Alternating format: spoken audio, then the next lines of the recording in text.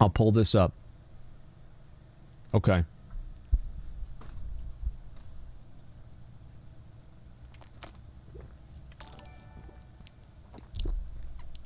Okay. Wow. Zydor with $100. Holy shit. Thank you so much, man. What the fuck? Thank you, thank you, thank you. Enjoy your weekend, dude. I like your stream, cocksucker. Hey, dude, thanks a lot. I appreciate it. Thank you very much. Biggest problem with your whole point is it doesn't make sense to look at her. Doesn't make sense. It took her a lot of effort to pull the crown off of him even whenever he was down, so just trying to quick swipe it off doesn't seem plausible. Well, yeah, but the effort in pulling down the crown was an effort that was established inside the cinematic itself. So would the crown still have been difficult to pull off if the idea of pulling off the crown wasn't difficult by the established cinematic that would have not occurred in this alternate universe? Of course not. It wouldn't have happened to begin with. Like, that expectation would have not been established if they had done a different cinematic, okay? So, no.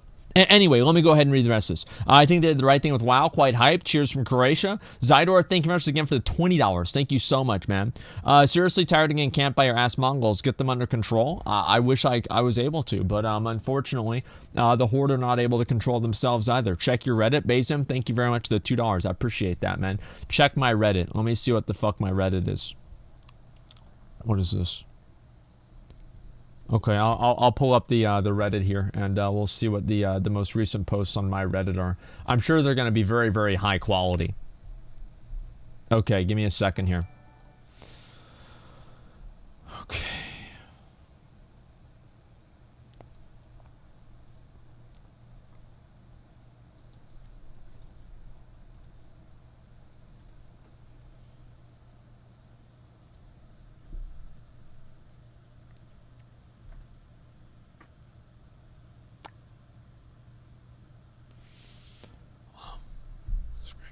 That's great, guys. It's really something special you guys did there. Wow. Wow, that's really fucking... it's great, huh? Holy shit, this is epic. Okay, alright, next one here. Blizzard Possible Agenda Andy. We all know that Shadowlands Cinematic was contrived. Sylvanas has been a plot device, with things happening with no explanation and having crazy plot armor. Now allow me to put on my big brain tinfoil. She just walks up to the Lich King, the patriarchy, and defeats him. She says he is unfit to rule, flying in the face of over a decade of buildup, and then destroys a symbol of masculinity, and the sky literally shatters like glass. I wasn't aware of this term before the cinematic, but there's something called breaking the glass ceiling, which means apparently this. A glass ceiling is a metaphor used to represent an invisible barrier that keeps a given demographic, usually applied to minorities, from rising beyond a certain level in the hierarchy. The metaphor was first coined by feminists in reference to barriers and careers of high-achieving women.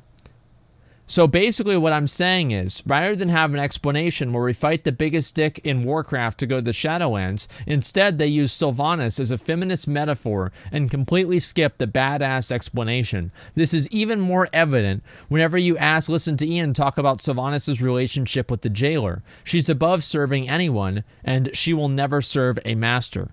Conceptually, I like the idea of going to Shadowlands and facing a force of death greater than the Lich King, but they fucked over Bolvar for a contrived virtue signal. Ironically, I think this expansion might be incredible from a systems, art, and lore and class perspective.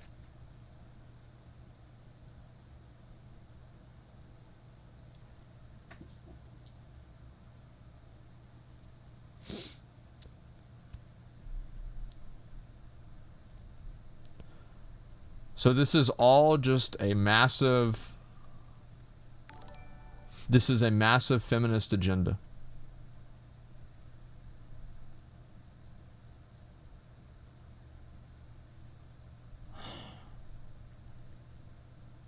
This is impressive. I mean, regardless of if you agree or not, this is impressive. You usually don't see content like this. And there's a lot of reasons. But, hey, it is what it is. Let me see. Incels mauled? Yeah, incels are mauling. All right, next one here. New expansion. This means Asmongold has to shave his head, right? That was a promise. I don't think it was Scourge. I'm not a lore man either. Yeah, it doesn't seem like it's Scourge either. Let me see here. This is it. The truth behind McConnell's roll 100 on Onslaught Girdle.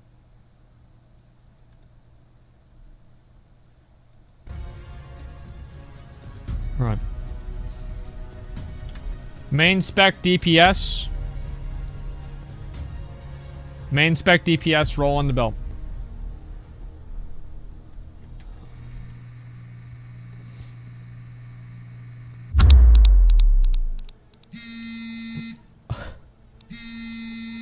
Blizzard, I need Okay. your help.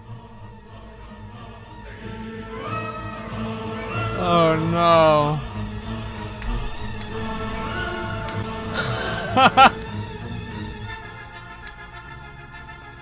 There's the 100 right there, boys.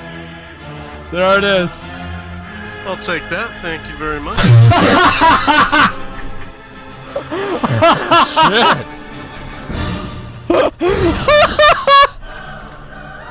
Oh my god! What the fuck, man? Same shirt? Oh my fucking god! This is from a few days ago, so a week ago or something. Wow. Easy. Easy. Maybe I should change my shirt. See you in a couple days. See ya. Holy shit. Wow. As foretold 1 month ago by the Twitch prophets, the violent... Let's see who gets the first onslaught. Oh no! Okay, so here's basically the way that I... Alright, anyway, so... Listen. I remember that! I was winning! Dude! What do you mean, dude? No, I no, was winning! Dude, I was winning the poll! You actually gave it to me? I mean, go back listen, to the poll like, I mean, it was now, probably dude. like, it could have been a bot, dude. Yeah, I just want to say something real quick. Whenever that roll inevitably gets uploaded to YouTube, make sure to splice this part in, okay? Uploaders right here, okay? Stay mad. There's literally nothing you can do.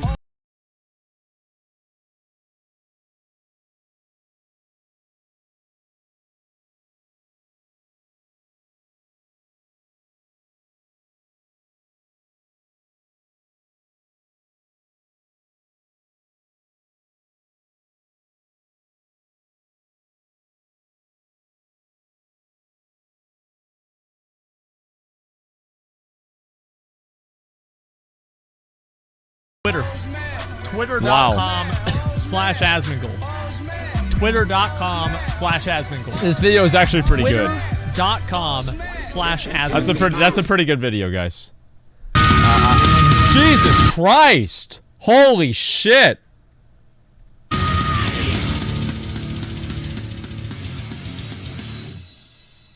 Yeah, he's got the belt. Onslaught girdle on a ret. Wow. Okay, that was actually pretty funny, man. That was a really good video.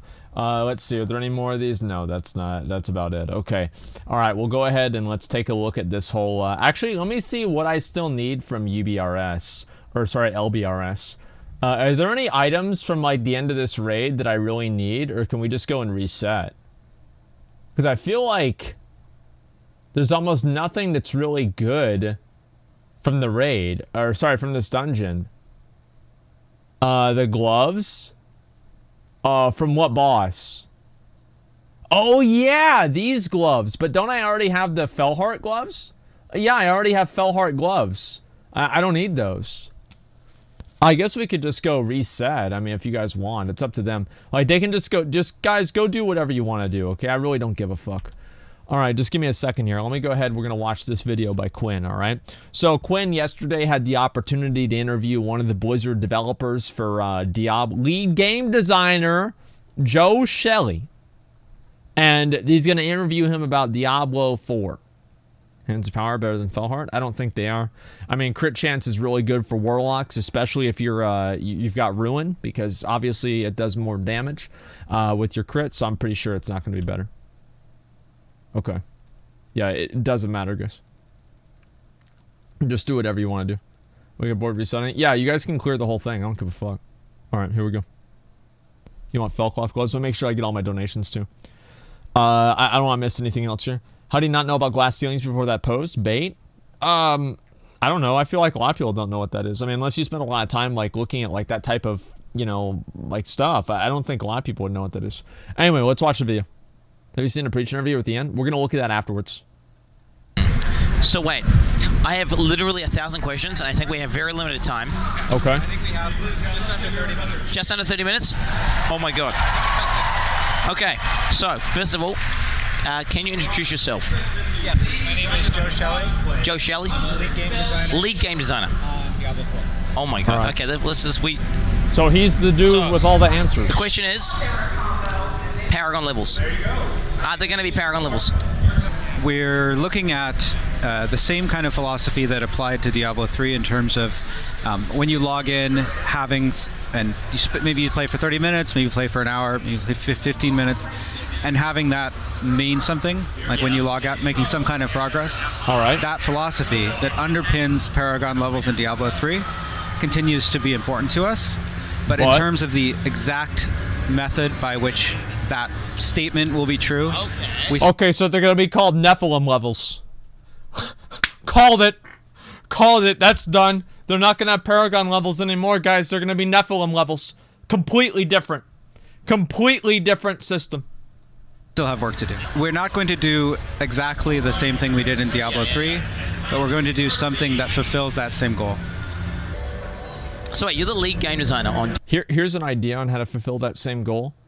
Continue the loot idea of the best loot can drop anywhere in the game, except for maybe a few separate specific items, and the loot and the chance at getting that loot is the time that you're putting forward in the game. So if you clear one rift, you had a chance of getting a really good item, because that's the way the game is supposed to work. That's the way the game has worked the entire time.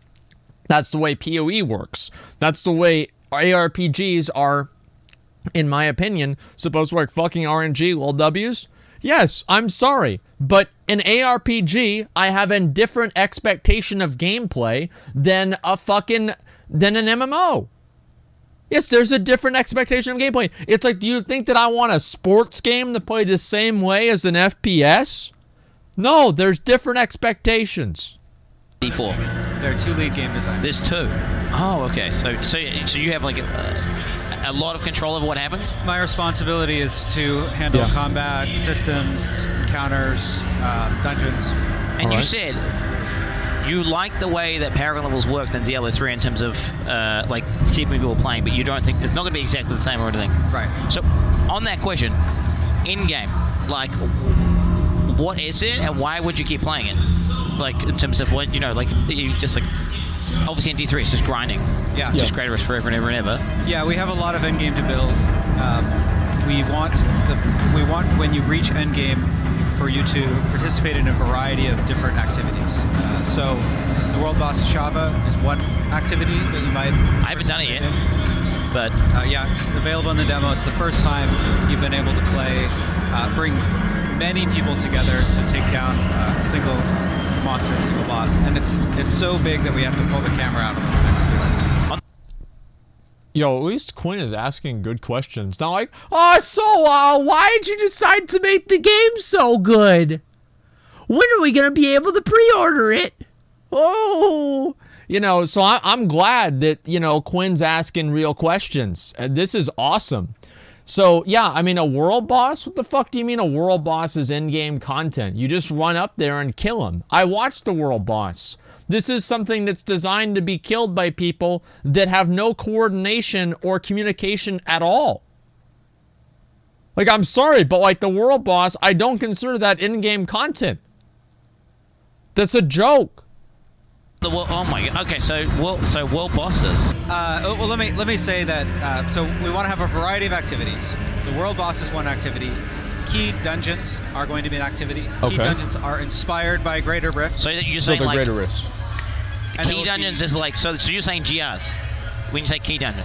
They're inspired by Greater Rifts, but it's a different system. And there'll be additional activities beyond that. These key dungeons. Yes. Are they going to be infinitely scaling? They will scale. I don't know if they'll infinitely scale, but they'll scale to an extent that there's no concern about reaching the maximum. Yeah. Oh, what? Okay. So, that's exactly what they said with fucking Greater Rifts. They're not infinitely scaling because there's a limitation on the technical capacity of the processor in the game, because it can't go over 342 trillion, because then after that happens it explodes. But you can only go up to fucking 1 trillion, so it's like it effectively scales infinitely. I mean, okay. That's such a like. Come on, guys. The way that this works is we have in the world there are hundreds of dungeons, and you can experience them at different levels, leveling up and so forth. At max level, you can get a key, and that key will be for a specific dungeon. So let's say Garenhold from the demo. Okay. The key, when used, transforms Garenhold for you and your party, if you choose to go in with a party, into a max level dungeon, and it has a rank on it. Oh. Somewhat similar to Greater Rifts, and that rank can increase and increases the difficulty of the dungeon. Okay. So what max level? What's the max level? The max level. What's the fucking like? It increases the difficulty of the dungeon, and then what? Yes, Mythic plus dungeons. This is like a Path of Exile map, etc. Yes, we all understand the parallels. So you go into the same dungeon that you did at level 20, at level 60 or 70 or whatever the max level 100 or whatever the max level in Diablo 4 is going to be, and you kill the same bosses with what? The same mechanics? And maybe they have like one modifier, like a PoE map mod, except for PoE map mobs, there's 40 of them. And with this, there's probably only going to be 2 active. I don't know. Grinding's what Diablo is about. What the fuck are you complaining about? Here's what I'm complaining about.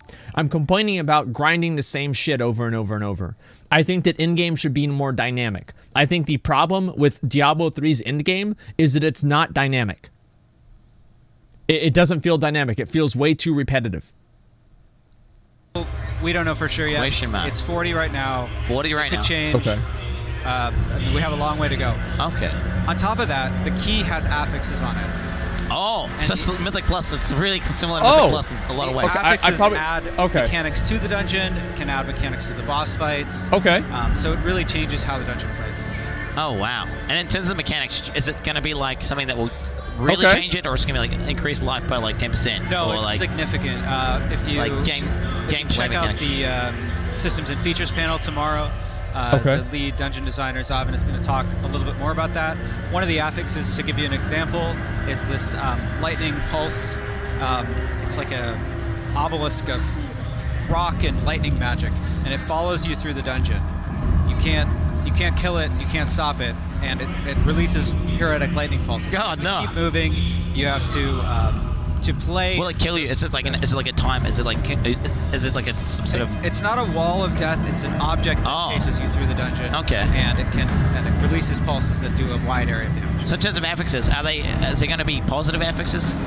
There may be, yeah. We're really trying to experiment with all kinds of different ways to change the way that the dungeon plays and make it replayable in really different ways. So there may be. Speaking of positive and negative affixes, when it comes to itemization, is it going to be like Kiss with curse items in terms of like, are you going to have like a legendary which has some bad thing attached to it, but then it gives you some really good thing? I don't know. Because I really like those items personally. Kiss curse items are really hard to design successfully.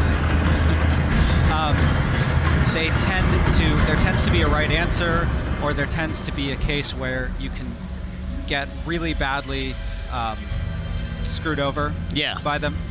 But That's true. maybe right now. Maybe. Right now, the legendaries that we have. I feel like they had that kind of to a degree in Diablo 3. I remember, I don't know, was it Andario's Visage that didn't have any stamina on it or any vitality on it? I forgot what the helmet was, but there are a number of items that didn't really have a lot of vitality. And I think like you can look at minus fire.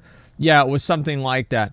And yeah, it didn't have a lot of something. And so they had, and this is even in like Classic WoW. Look at Classic WoW, like Lionheart Helm is an almost Kiss Curse item, but it's a fully offensive item. So if you use Lionheart Helm, the curse that you get with that is the fact that you're not gaining by any stamina. So I think that they can do Kiss Curse items without explicitly having it be a negative affix that's associated with the piece of gear. And I think they can do that by just not giving that item as many defensive stats. PoE does that well? Yeah, to some degree, yeah.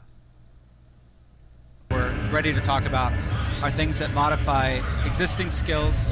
So, for example, your sorceress has a teleport, and then you can get a legendary that, say, removes the cooldown on teleport. You get another legendary that, say, Okay. allows it to do a Nova area when you teleport. So you can combine those to change the way teleport works. I see. So that was literally in D3. Like that exact same thing was in D3, right? You'd have like, what was that, Wand of Woe, and like what was the thing that made teleport infinite? I don't remember. Like, yeah, that was exact. And like teleport, like there was a glyph that you'd use to teleport, and whenever you teleport to your location, you deal arcane damage.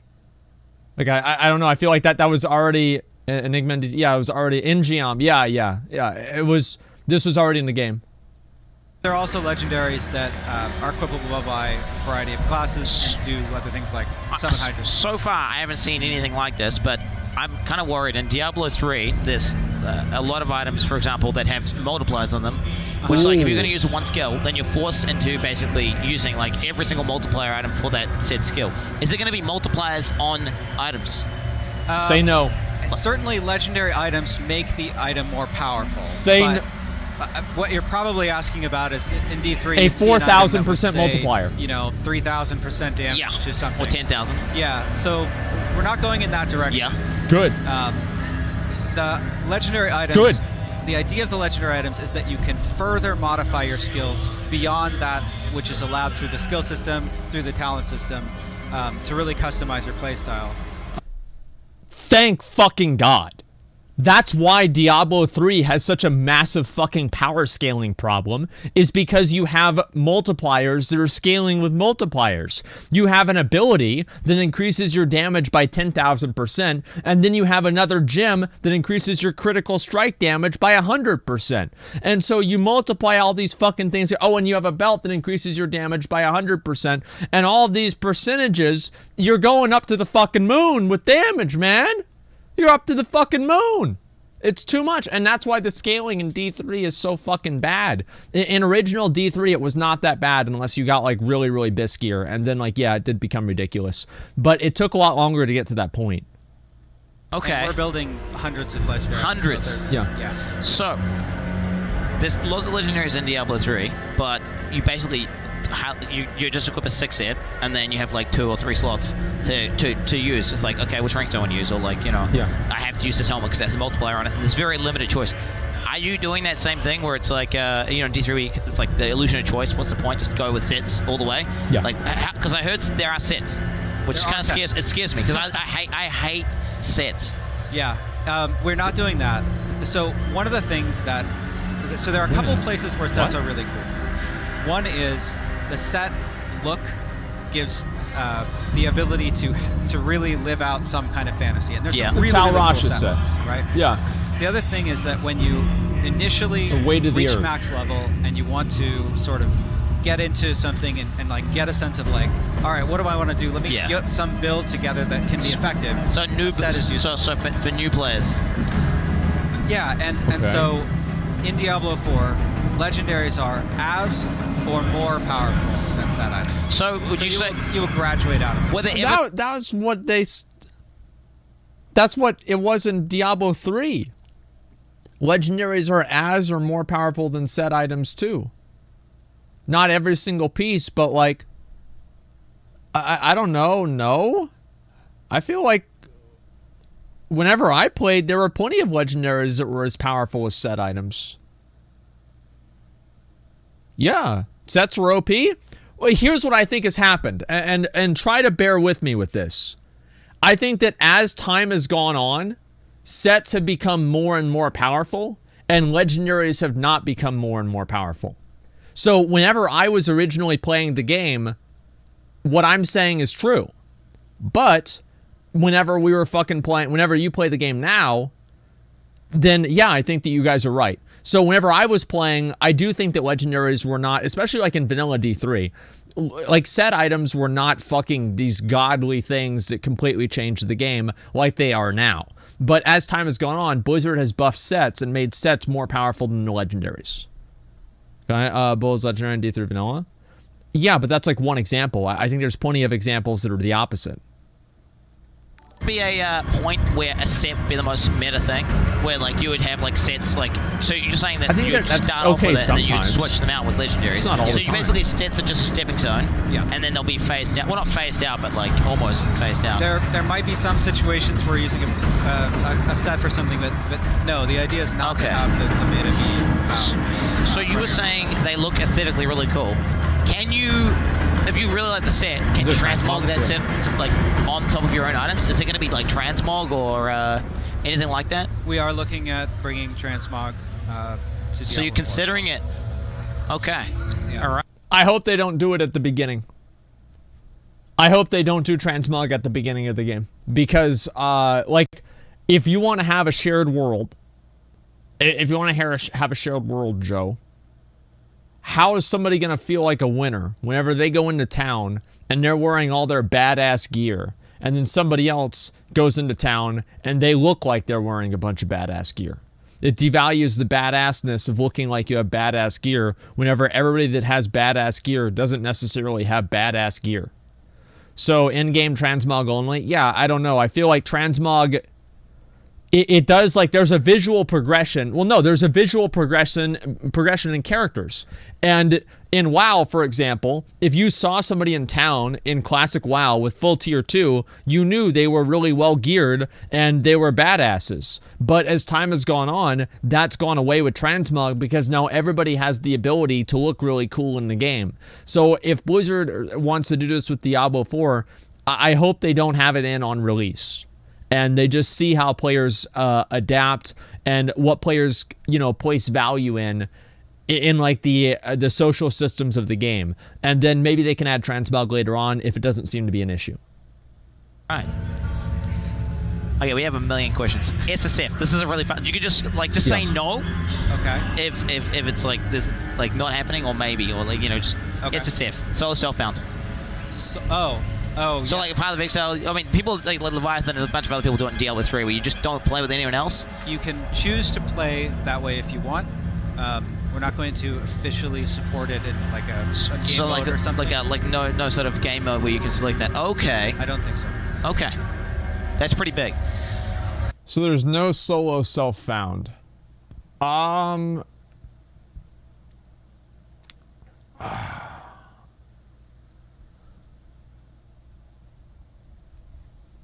I feel like solo self-found has always been like kind of a community thing. So I can see why they're making that decision. But no solo self-found equals no offline mode. They're not going to have an offline mode. Like there's never going to be the age of games with offline modes died like 5 or 7 years ago. Like just get that out of your fucking head. There's not going to be any more offline modes. Vegan gamers want solo self-found? Yeah, I guess so. But yeah, offline modes are dead. Diablo V can be run offline as console. Yeah, but consoles can't be modded and modified as easily as PCs can, so it makes sense. So, ladders and things in competitive systems, is there going to be any sort of, like you said with keystones, like for example, is there going to be like a leaderboard in game that we can access to see who has the highest, keystone clear or? Yeah, we like leaderboards when they're meaningful. And the case where they tend to be most meaningful is when there's a fairly small group of people who are competing for that thing. Yeah. We find if you look at Diablo 3 leaderboards, there are 100 or maybe 500 people who care about that. Yeah, that's me. And like 10 at the top end, bro. Like, sure, and there are people who are 40,000. Yeah. And the leaderboard isn't super useful to them. Yeah. So the way that to the extent we're still figuring it out, but the way that we want to approach leaderboards is to focus on specific aspects where they can be really meaningful, and less on like who's the PvP? top ever person out of people. So you're saying most meaningful? Does that mean what does that mean? So it means that there'll be for sort of specific activities or challenges. Okay. So, it won't be like I said, we have a long way to go. Okay. But if you look at some of the leaderboards in Diablo 3, we had the seasonal conquests, where you were doing something Yeah. more specific. So more in that direction, but it's pretty early to say, really. Okay. I think that like making leaderboards more relevant for people is obviously a good thing. I can't see how anybody would consider that a bad thing, but at the same time, I'm not really like, oh my god, wow, this is so crazy and cool. I mean, really, it's not. It's a long. I can't really see how that's going to make the game better in a way. But if they can get people to, I guess, motivate themselves by getting into that type of leaderboard, yeah, that'd be cool. I just don't see how you can motivate a casual player to care about leaderboards. I think that's like a challenge for them. Trading. So you said there was going to be trading. Okay. In the announcement and everything. Yes. So is it like, do you have soulbound? Is it just people who are in your group when an item drops? Like, you know, can you just trade things? Can I equip an item and then trade it to some other guy after I've finished using it? Is there going to be an auction house? There will not be an auction house. Oh. The way that so we haven't settled on a specific trading system yet. Okay. We have a philosophy for how trading will work, and the idea is that when you get the predominant source of getting items in Diablo 4 should be from killing monsters. That's true. It's the same philosophy that was the reasoning that we removed the auction house in Diablo 3. However, we want to integrate trading more closely into Diablo 4. So we're exploring several different possible systems to do that. And the one that we are currently leaning toward, and we would like your feedback on how you guys feel about trading, is one where there would be three types of items. Okay. A type of items that are tradable all the time. Okay. With no restrictions. So would that be, what kind of So example This items is would that be? complicated. Consumables, crafting mats, Same.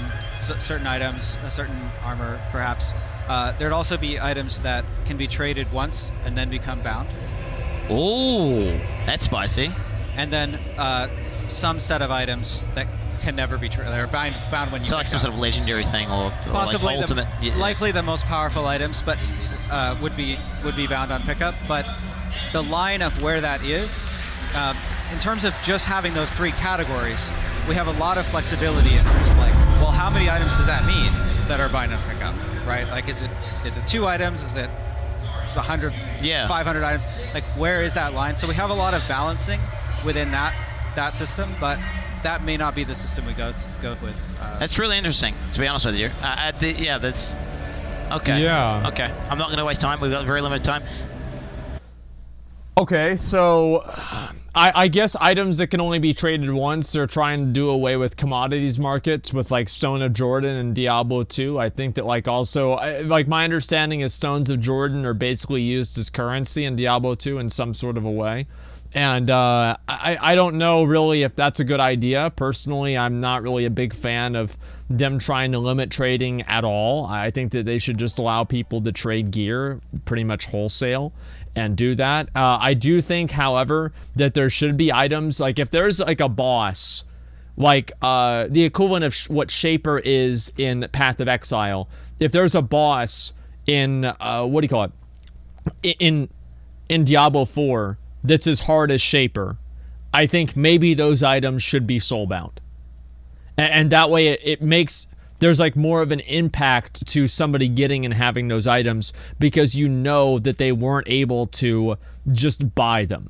Shaper's easy. Well, for an average player, he's not, right? And that's what I'm saying.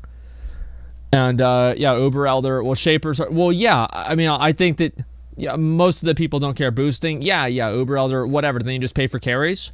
There's always going to be a way that people are going to figure out to get items and figure out to trade things, real money, gold, something like that. I don't like the idea of trying to limit that kind of stuff. I think people should be able to trade shit around as much as they want, right? And there should be a few exceptions with like super high-end game gear. I think maybe that is true, and that should only be items that drop from that specific boss, not just like, a really good item that's just not tradable by the nature of it being a really good item. But it has to be a really good item, and it's not tradable because it comes from an exclusive source. Crafting. So I play a lot of Path of Exile. And they have they have like 5 different end games for crafting, and you've got like all these different things you can do. It's a lot. Diablo 3, for example, it's just like you need X and then you craft Y, and it's an item that's just kind of like a beginner item, and it's not got any depth to it. Are you looking into doing any sort of crafting end game, like meta crafting, anything like crazy? Yeah, so we're definitely going to bring crafting forward into Diablo 4 and expand on it. Good. There will be opportunities to create items through crafting. A lot of the end game is going to be about item modification. Oh. And the crafting will also incorporate the world. So a big part of They had having that a in huge, Diablo seamless, 3. connected world is going out and getting things, whether that's slaying monsters or finding something rare in some corner of the world. Okay.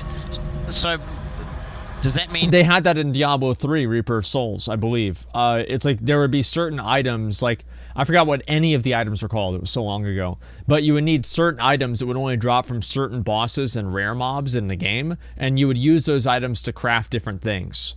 So this is already something that they did in Diablo 3, and I don't really think it turned out particularly great, but it was kind of interesting, right?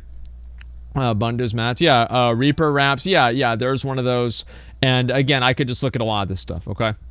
there won't be some sort of system where you can like, so you're saying you can modify items and you can go out and collect things to craft a certain item, but will there be like any sort of, you know, thing where you can just sit there in town crafting for like 5 hours, like some random item using like materials, for example? If you collected a lot of materials, you could craft all those materials into something.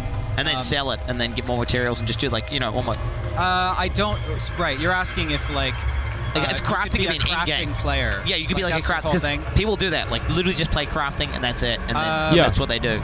I think Diablo's more about slaying monsters. Fair enough. Okay, so I can respect that.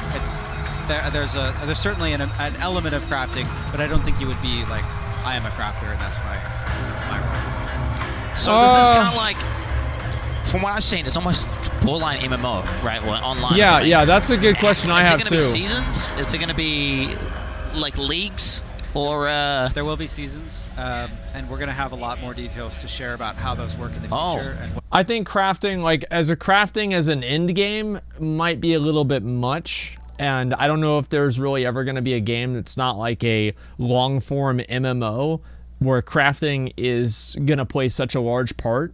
So yeah, I mean, I can't really say, but yeah, we'll watch the Riker Q&A after this. But first things first, I want to take a look and look at this right now, okay? So yeah, PoE. PoE is like, well, I think like PoE is much more long form than Diablo, right? I mean, I guess like it's not really by the nature of it being an MMO, but it's like it's a game with like a superly like massively like high depth system. And Path of Exile has that. And Diablo not having like a super like in-depth crafting system, for some players that's disappointing, and for some players it's not. So I can't really say what the timing of them are, but yes. Okay. Question. Another. One thing I can say about seasons is that we're So there will be seasons. We're going to modify what the most powerful items are from season to season, so that the metagame shifts. Oh, they do this. I like that. Yeah, they do this already in D3. Like, so in terms of content patching, how are you guys going to do it? Is it going to be like every 3 months you're going to patch the game with new stuff? Is it going to be like Legendaries getting pumped into the system to really mess up the meta, or is it going to be more about balancing? Or yeah, so the that'd be awesome. The system that I talked about, where we adjust where we add mechanics to adjust the metagame from season to season, we'll handle part of that, but we're also going to be releasing content, especially through expansions. Expansions? Oh wow, that's huge. Okay. A question that everyone's been asking and spamming me. Expansions. I mean,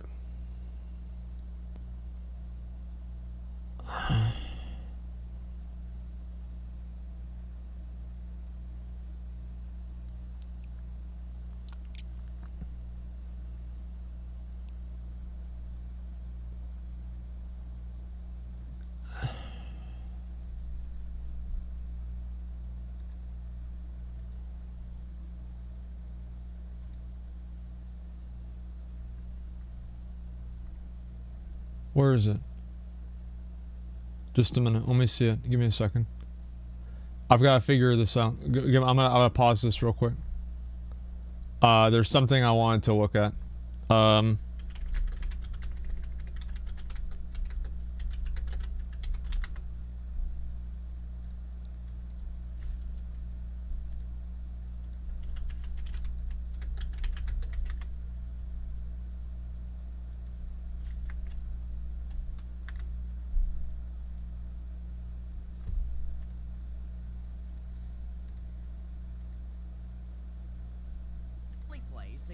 For years, the only place to get a delicious and mouth-watering Krabby Patty, until today, that is. That's right, folks. Longtime owner Mr. Krabs is opening a new restaurant called the Krusty Krab 2. First of all, congratulations. Can you guys hear it? Krabs. Hello, I like money. What inspired you to build a second Krusty Krab right next door to the original? What the fuck? I picked the wrong one. What the fuck was that? This is a meme I saw on Twitter. I thought I liked the picture, and it's not fucking there. Yeah, I thought I liked the picture. Give me a second, guys. I'm trying to find it. I apologize. I thought I liked it. I don't know where the hell it was at. Can somebody at me on Twitter and just link me that same picture? Let me see. Overwatch. Where the fuck is this? Overwatch 2. Yeah, Nix, you know exactly what I'm talking about, right? Here it is. Okay, yeah, here's the... Alright. Whenever they are talking about expansions, without the game being released, this is what I think of. Krabs is opening a new restaurant called the Krusty Krab 2. First of all, congratulations, Mr. Krabs. Hello, I like money. What inspired you to build a second Krusty Krab right next door to the original? Money. Krabs is opening a new restaurant called the Krusty Krab 2. First of all, congratulations, Mr. Krabs. Hello, I like money. What inspired you to build a second Krusty Krab right next door to the original? Money. Krabs is opening a new restaurant called... There it is, dude. I mean, I do not find a lot of solace in a game that doesn't even have a release date planning for expansions.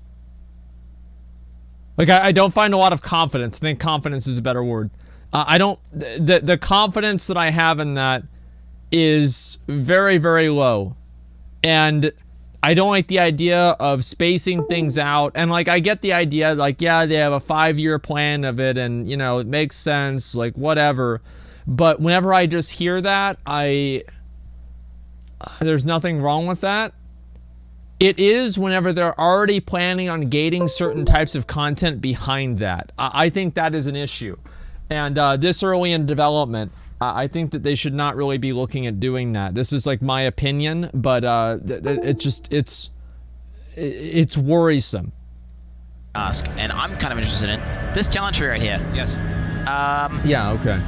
Is this like a concept, or is this like what it's going? Is this fleshed out? Like what's? Because from what I can see, there's you have 2 lines, and then I guess you have to pick between certain things. Like, is this it? Is this how the talent trees are going to look on, like, well, it's similar to on release? So this is the talent and skill trees are both talent in areas where we want feedback from everybody. In fact, the reason that if you go to the skill tree, for example, you'll see that you can actually mouse over all the skills, and you can mouse over all the talents here. And the reason that, even though it's a demo and the skills are launched for the demo, we want to give players a look at what we're planning for these 3 classes and get feedback on it. So yes, these are the talent trees as they currently stand. As they currently stand. So are you planning? Okay, because for me, I mean, I kind of like to be even. I mean, I get that it's one of those things where it's like an illusion. Like there eventually will be some meta build which everyone goes or whatever. Yeah. But like, I really like having choices to make like stupid builds and weird stuff.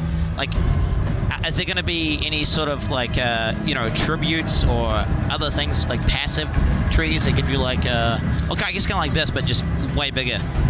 Yeah, so it's Are you gonna do what possible that PoE's we'll gonna do? add more things like that, but a lot of that kind of customization comes through legendary items. Oh, wow. Okay. So, for example, we have legendary items. Stone of Jordan is in the demo, and we have other legendary items that increase ranks of talents or skills beyond the dollar cap. In terms of the skills, can you... So I see it's got a number and a level. They're copying PoE. The talent tree looks so fucking small. Yeah, I mean, doesn't change your build, it just increases the damage. No, there are different legendaries that change your build in Diablo, or at least they were whenever I played.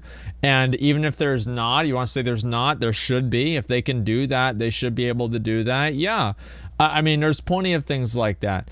Here's the thing, guys. Is that, yeah, show the PoE tree for comparison? Well, alright, I'll show you. So this is the Diablo 4 tree. And now we'll go ahead and PoE skill tree. And images. Okay, there it is. Look at this. And then view image.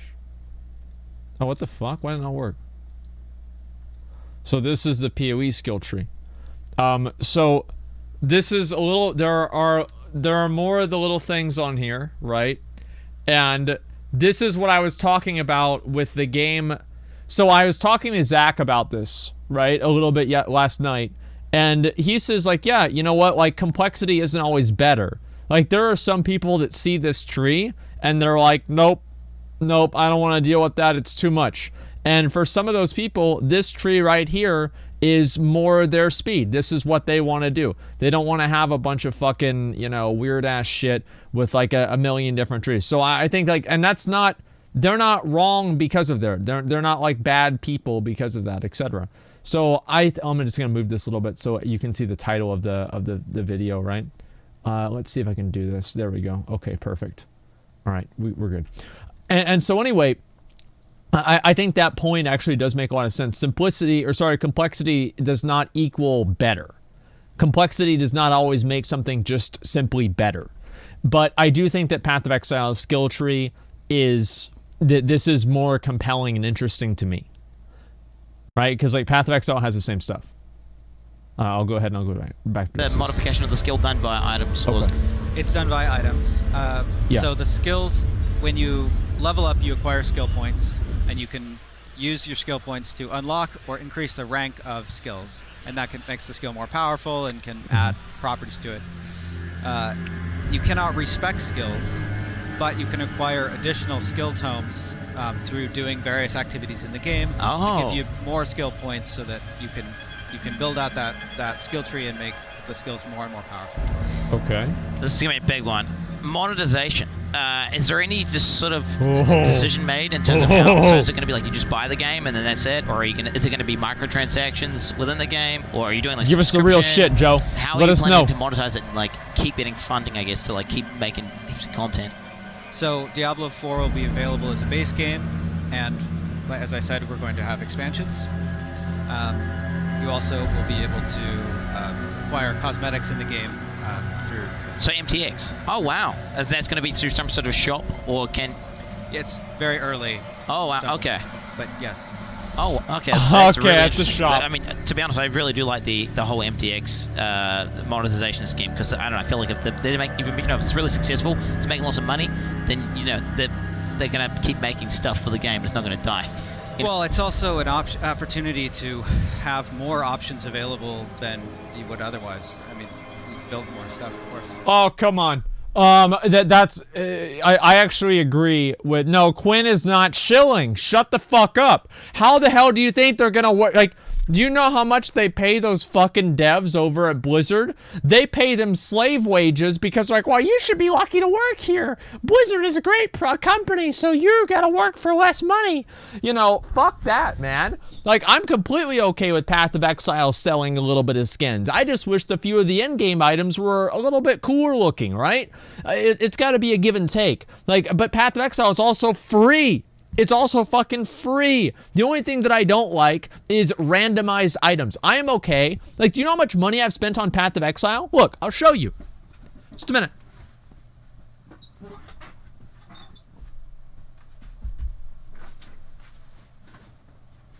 It's a $500 hoodie. I don't know what I was thinking that day. A $500 hoodie. I bought the fucking supporter, whatever the fuck it was, package. This is my $500 Path of Exile hoodie. I'll put it on. It's actually really comfortable. And, yeah, Asmon the whale. No, you're right. It is the whale. They're like, oh, you could get extra points or whatever. I've spent, yeah, it was literally $500. Probably the biggest purchase I've ever made. For anything that's not basically buying subs for my own fucking channel. So, yeah, I did that scam. I don't give a fuck, man. Like, I wanted to support the game. I had $22 in my bank account, and I spent 15 of it donating to Path of Exile so I could keep playing the beta after the open beta ended back in 2012. So, yeah, I mean, listen, making bad financial decisions for Path of Exile, this is something that I've made a history of doing, okay? How about the Death Adder mouse? Oh, the $400 Shroud mouse? Yeah, I don't use that one anymore. It's not that good. Anyway, so yeah, subs gave you the jacket. Yeah, I bought the email. Yeah, right. And so anyway, I bought this this Path of Exile thing right here. And I'm okay with microtransactions to an extent.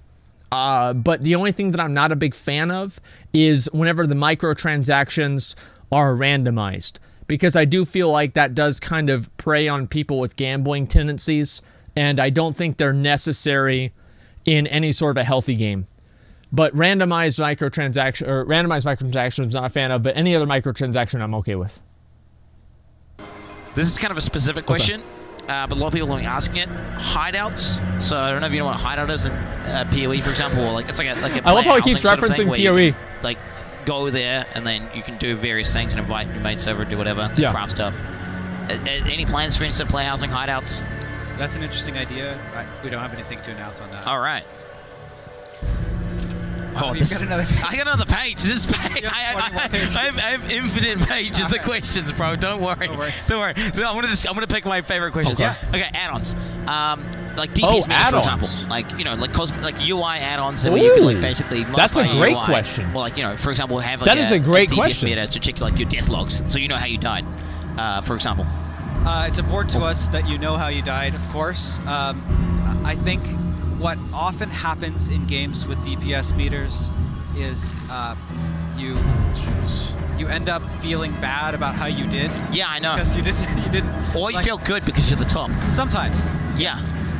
We don't have anything to announce on that specifically. I think our goal would be to put everything that you need to play the game into the base game itself. Okay. And what about customization of your interface? Like, another question, very good one. So the keybinds in the game that I had, I guess it's gone to sleep, whatever. How many skill bars? Is that the skill bars locked in? Can we like? Okay. Damage meters. What he is saying actually does make sense. I know this might be upsetting because, you know, you're hearing something that's not, you know, what you're used to. But what he's saying actually does make sense.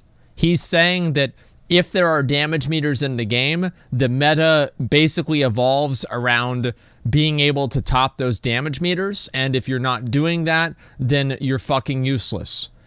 That actually is true. Regardless of, you know, if you think that's the way the game is working or not, that actually is true. That being said, I still want damage meters. I want damage meters. It's the same as like on PoE. I don't like how I can't see the numbers in the game. I understand it's like a creative decision and, you know, like the game is what it is, but I don't like that. I like having more information. And this is coming from somebody like, you know, that plays WoW, and there's like a million different tools that you can look at to see, you know, everything about everything. So, yeah, I want to see numbers. I love seeing numbers. That's what matters. And if you don't have numbers, you have basically pseudo numbers. So it's like how much, like you have, like PoE, they have like simulators that show you how much damage you're doing. People still get to the numbers anyway. It's just they have to do it through a more contrived and separated and disconnected way. So it still happens, but it's harder to get to. Modify the keybinds. Yeah. Can we like change the left click to force move, for example? That's one really big thing which is not in D3. and it's really. Yes, you can modify your Ooh. keybinds, and so Diablo 3 had elective mode, which was available through a Okay. checkbox Yeah. in the UI. For like new Okay. new players. But in Diablo 4, we're building it from the ground up with the idea that you Yes. can modify your skills to. It's part of creating the character and the build that you want. Absolutely brilliant. Absolutely brilliant. Cheat prevention. So in Diablo 3, there's a lot of people using like third-party stuff that like automatically uses skills. So there's Turbo HUD, like which is like some sort of map hack thing. Like and they People do that with PoE PoE with flasks. Is there going to be like more emphasis on cheat prevention in D4? Yeah, we take that very seriously, and it's a big an item of very much importance to us to make sure that the game is pure and that everyone who's playing the game has a fair experience. Okay. Wow, I was expecting him to say that we don't care about cheating at all and we just want our game to run rampant with people that are completely gaining unfair advantages over people that are playing the game ethically. Yeah, that's great, Joe, but like I want to see, like, if somebody asked you that about D3, I think your answer would be the exact same. The issue with this is that, like, in WoW, they do a pretty good job banning hackers. Like, to be fair, they do a pretty good job banning hackers. And in a lot of the other Blizzard games, like in Overwatch, I never ran into any hackers or cheaters either. Are they? Yeah, they do. They do a pretty good job banning them, all right? Like, let's be reasonable here and say Blizzard doesn't do everything wrong. All right? There are some things they do correctly. Overwatch, I don't know. I never ran into a hacker in Overwatch or anything like that. I mean, every game has this problem, though. In general, not in Overwatch. I mean, as I said, I never ran into one. I didn't play the game a lot, like recently, so maybe it's more common now. And Overwatch is full of cheaters. Then I'm wrong, right? I'm not gonna. That's not a hill that I'm willing to die on. But I am going to say that WoW does a great job banning cheaters. They do. They do a very, very good job at it. Whenever you compare it to any other game, they do a very good job. And you got what is that really? Like, I guess, like, I don't know, whatever. But yeah, I think that they do now, but not in the past. Well, I'm not talking about the past. I'm not going to judge their current cheating mechanisms based off of what happened 10 years ago. Anyway, so hopefully that's true. I think we're almost out of time. I want to ask one like stupid last question. Yo, ETA, when's it coming out? All right. I mean, estimate. I mean, I know you guys said like PS4, right? Like, which is there's almost PS5 coming out. Which we that's a good announced point. that it's coming out for PC and PlayStation 4 and Xbox One. We don't have any other announcements in terms of I thought that'd be the case. And if you listen to Luis at the opening ceremony, he says it's not coming soon, not even Blizzard soon. That's about as much That's specificity monka as ass. I can get. But That is monka ass. I will say that if you look at the world of Sanctuary, you can actually go into the game and bring up the map. It's huge. You can zoom Absolutely out massive. and look at how much of the demo, how small the demo area is compared to the world that we're building, and it takes a long time to build all that. Yeah, I can imagine. I mean, it's absolutely. Like, I when I zoomed out, I kind of like freaked out. Oh, I'm inside the dungeon. That's what it is. Thank you. 2 minutes. Yeah, okay. Thank you so much for your time. And honestly, I was expecting you to not answer like a lot of these questions. And you just outright just no, yes, like straight to the point, which is absolutely amazing. I love that.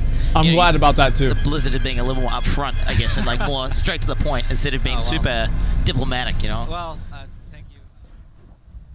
Obviously, Quinn couldn't ask every question. And I think that overall, I think Quinn did a really good job answering and asking the questions that people wanted to know. Let me show you guys. This is just a random video. I want to show you what the map looks like. Because I went back last night and I watched half of Quinn's VOD. And I'm trying to see, where is it where they actually show the full map? So this is one part where he's showing the map. Let's see. Yeah, but it's like, I want you guys to get an idea of the scale of the map. This is like, imagine this. Oh, here we go. Here we go. Right here. Right here. Right here. Holy shit. All right, watch this. Completely bound, and there's going to be items that are bind on equip or bind on pickup. So watch this they can shit. Never be traded. And as far as that mythic item goes, they didn't show it off, but there's... My understanding is there's 5 of these. There's supposed to be 5 of these. What the fuck? Blizzard, take all the time you need. But please hurry up. Please hurry up. I want to see this come out very soon. I think this is like one of the things like I enjoy. One of the things I don't like about PoE is that the world does feel very segmented. You know, like you're going in from different zone to zone, and each zone is separated. So if you have a more larger open scale world, I'd like to see that a lot.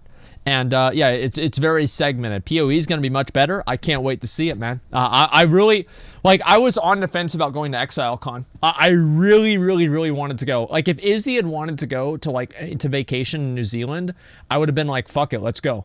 But, you know, it's just like with that and then like an 18-hour plane ride, and it's just like I wouldn't have really wanted to do that. So I'm very... A Riker interview? Well, we're going to watch that in a few minutes, man. But I just want to wrap this up and show you guys the map, okay?